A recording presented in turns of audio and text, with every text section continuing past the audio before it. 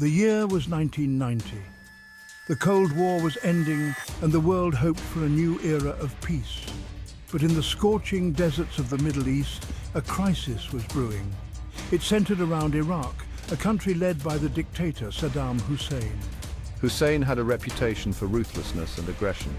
He had already plunged his nation into a bloody war with Iran in the 1980s. Now he was setting his sights on Kuwait, a small but oil-rich nation on Iraq's southeastern border.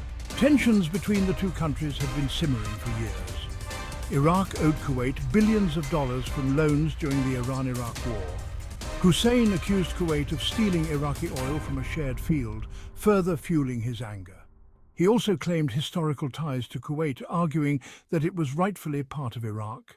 But beyond these disputes, Hussein craved Kuwait's vast oil reserves.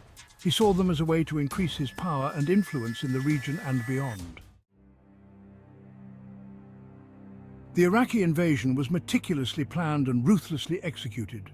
Under the cover of darkness, Iraqi troops stormed across the border, catching the Kuwaiti defenses completely off guard. Tanks rumbled through the streets of Kuwait City, their guns trained on any sign of resistance. Kuwaiti citizens awoke to the terrifying sound of gunfire and explosions, their peaceful lives shattered by the sudden and brutal assault. The Iraqi soldiers, hardened by years of war with Iran, showed no mercy.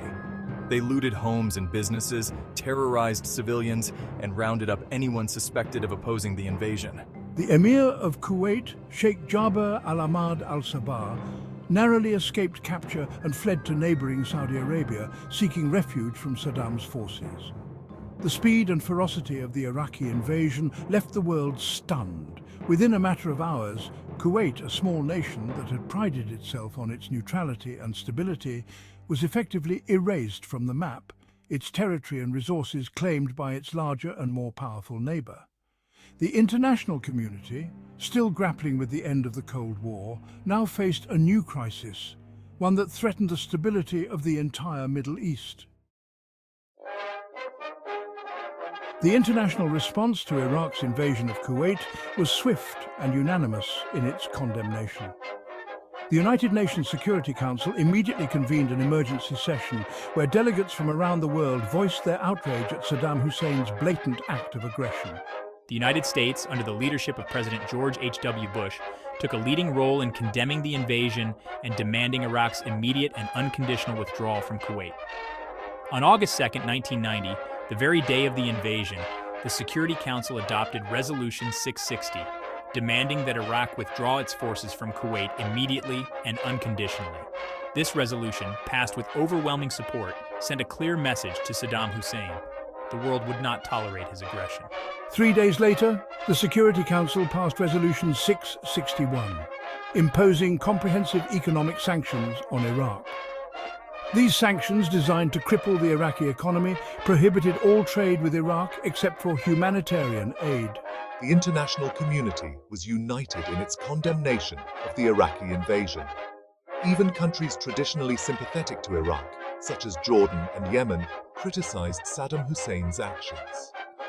The Arab League, in a rare show of unity, voted to condemn the invasion and called for Iraq's withdrawal from Kuwait.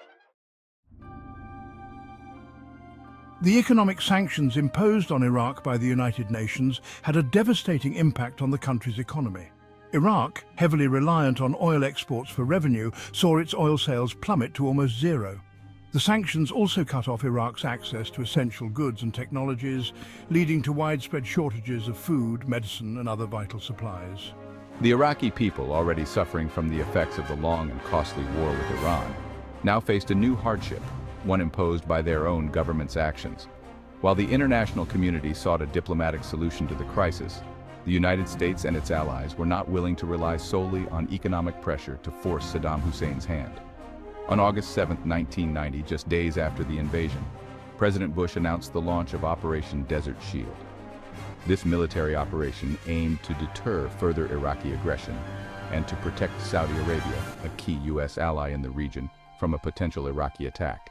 As part of Operation Desert Shield, hundreds of thousands of US troops, along with forces from other countries, were deployed to Saudi Arabia and the Persian Gulf region. The United States also sent vast quantities of military equipment, including tanks, fighter jets and warships to the region, creating a formidable military force that served as a clear warning to Saddam Hussein. Any further aggression would be met with overwhelming force.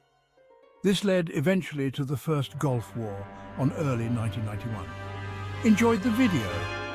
Leave a comment below and let us know your thoughts. Don't forget to subscribe and hit the notification bell so you never miss an update.